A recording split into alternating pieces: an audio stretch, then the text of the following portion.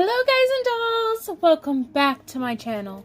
So today I will be creating this Daddy's Little Devil look, and I will also be reading you a scary story.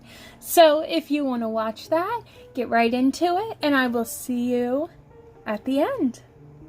Bye!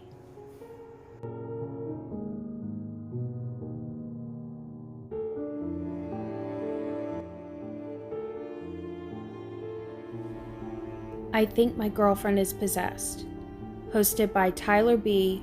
0713.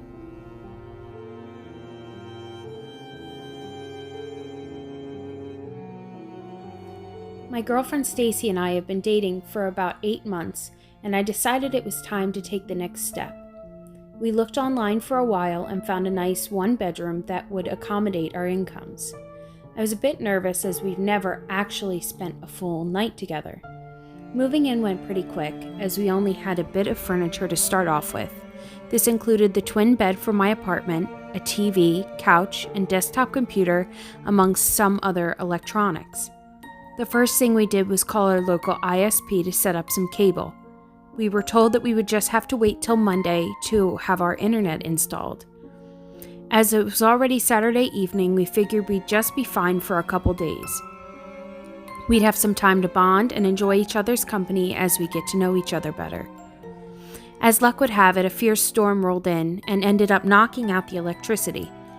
We dug through our boxes and found some candles to provide a bit of light, and used our cell phones to look for a place to order some food.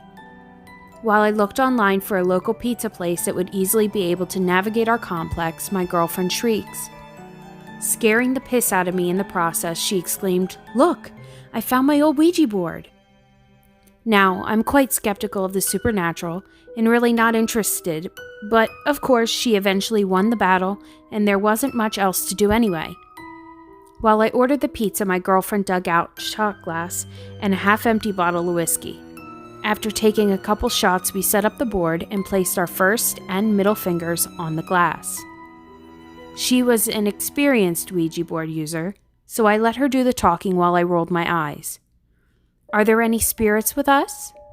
my girlfriend asked aloud. After listening to the silence for a few moments, we began to notice our candles begin to flicker wildly. "See? How can you not believe in these things?" My girlfriend shot me a smile, as I was pretty sure she knew just as well as I did it was just the draft. "Are there any spirits here with us?" my girlfriend asked with a bit of excitement in her voice. I sighed and decided maybe I'd get lucky later if I played along.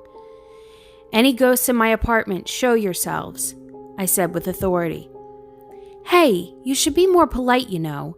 You don't want to suffer the wrath of the spirits," the girlfriend said mockingly.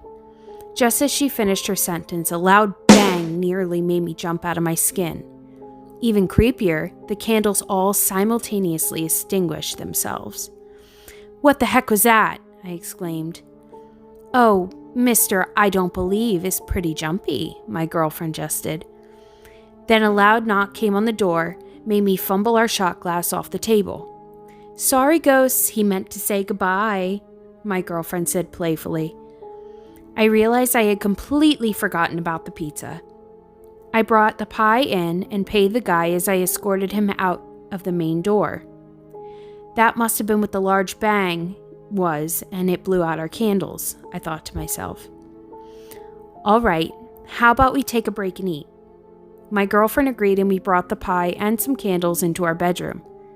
It was getting late, and sitting in the comfy bed had made us realize how tired we were from moving our furniture and boxes earlier that day. After stuffing our faces, we turned, brushing our teeth, and getting into something comfortable for bed. I waited for her to come out, and even in the dim light, I could make out her body's curvature. God, how I lucked out with this one. Due to the small size of my bed, big spoon, little spoon was normally the position we'd fall asleep in. We assumed our respective positions, with me, naturally, taking on the role of the big spoon. We drifted to sleep fairly quickly. Daniel, wake up." I was awoken to the sound of my girlfriend whispering my name. I slowly opened my eyes and could hardly make out her face inches away from mine. "You okay, babe?" I asked while still half asleep. "Of course, I just wanted to look into those beautiful eyes," she replied. This was a bit surprising, as she wasn't exactly the most affectionate person I've ever met. Still, I gave her a soft smile and pulled her close to me while she tightened her grip on my hands, pushing her back closer to my body. In hindsight, I should have gotten the heck out of there right then, but being a half-asleep state, all I wanted to do was return back to my dreams. The next morning, she and I awoke in the same position, with my nose close enough to her hair where I could smell her shampoo. She seemed to wake up with me as she turned towards me and outstretched her arms. "Sorry if I passed out on you last night, babe. I was so tired when you woke me up." "What do you mean? I don't think a bomb could have gotten me up last night after all that exercise yesterday," she replied. "You don't remember waking me up and telling me about my eyes or something? We even talked for a minute before I passed out on you." "Huh, that's funny, because I don't remember moving an inch all night. Maybe it was the ghost," she laughed. At that moment, I got a cold shiver that rippled through my spine. I never dream, at least not that I can remember, and certainly not as vivid as remembering a conversation. At that moment, my phone rang. "Hello?"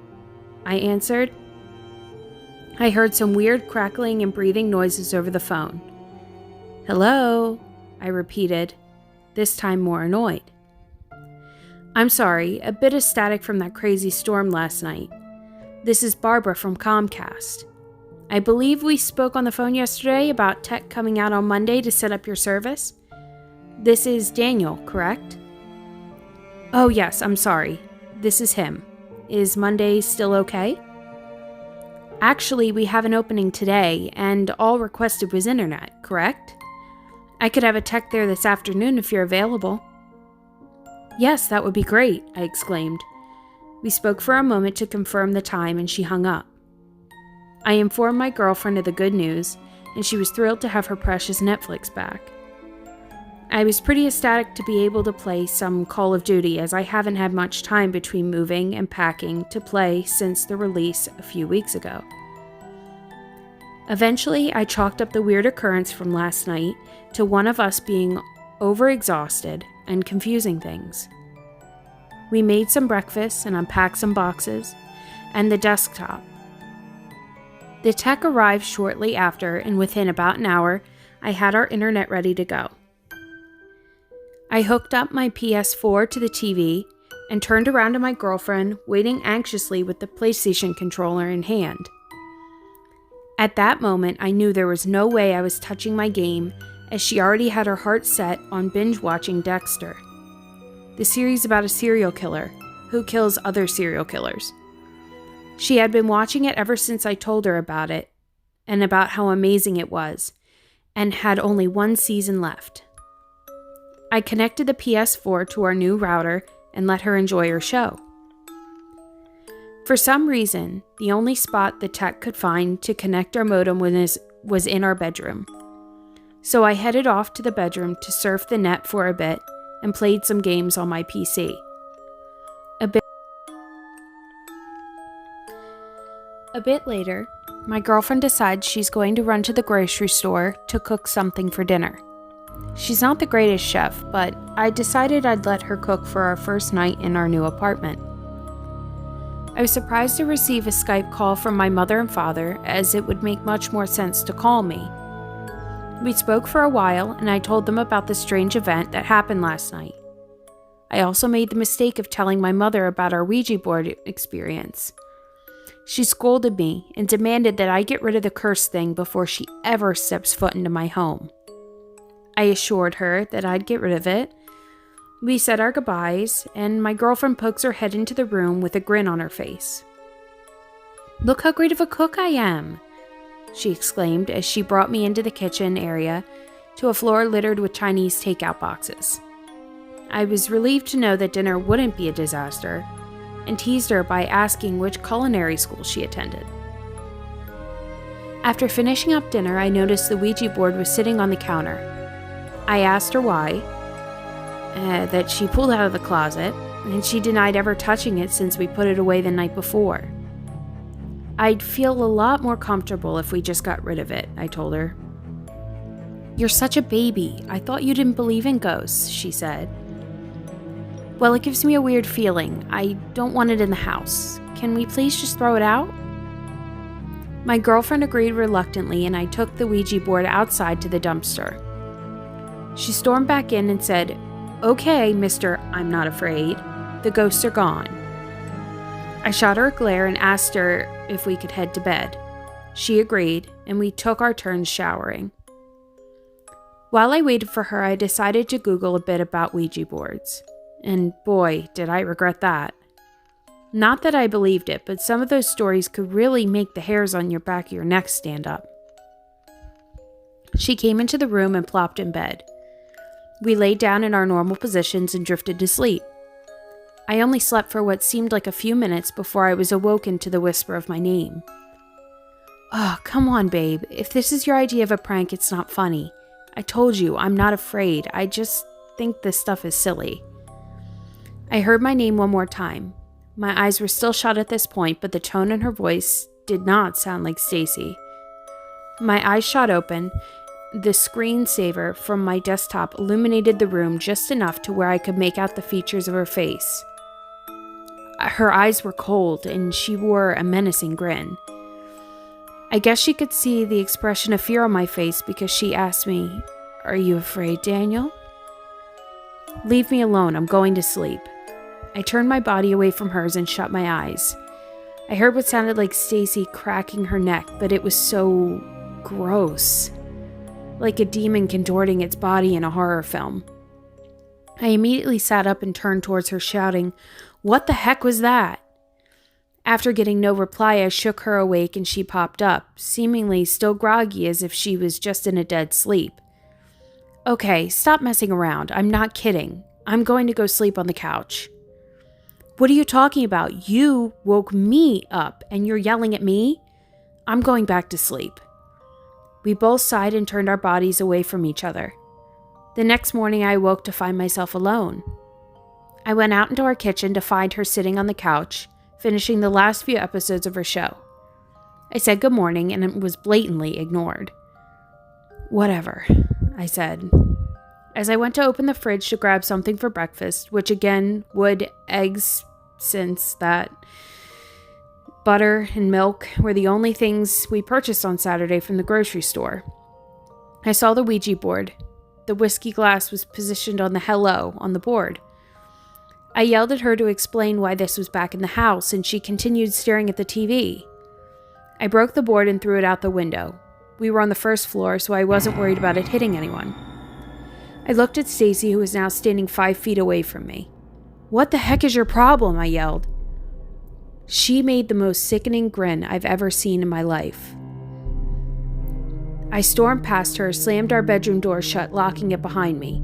"When you're ready to stop this, we can talk," I hollered through the door. I noticed a little light near the webcam of my computer. Was it recording the whole night? I thought to myself. I was confused, and I didn't think there was any command I could accidentally press to record from my webcam. I logged onto the computer and stopped the capture. Sure enough,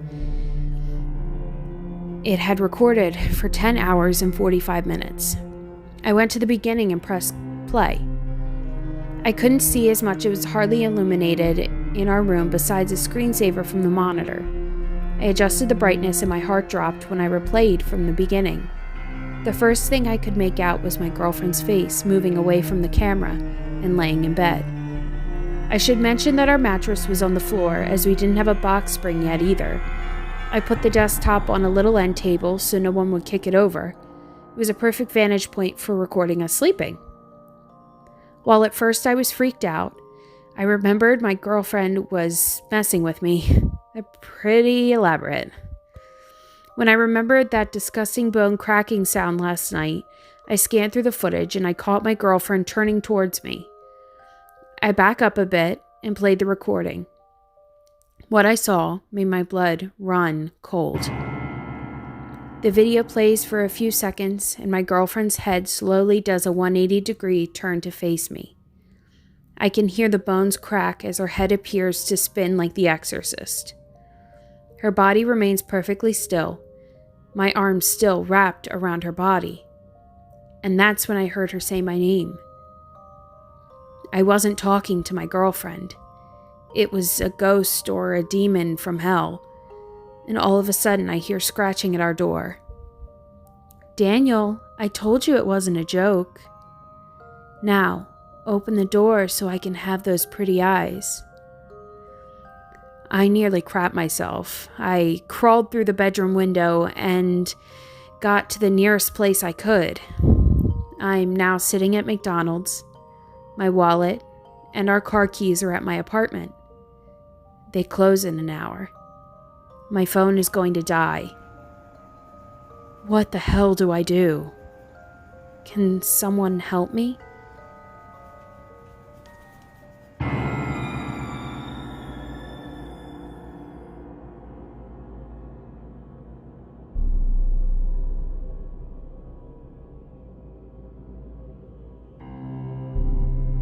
Thank you guys so much for watching. I hope you really enjoyed this video and the story. And I have gross in my nose. Thank you so much for watching, and I will see you in the next one. Bye.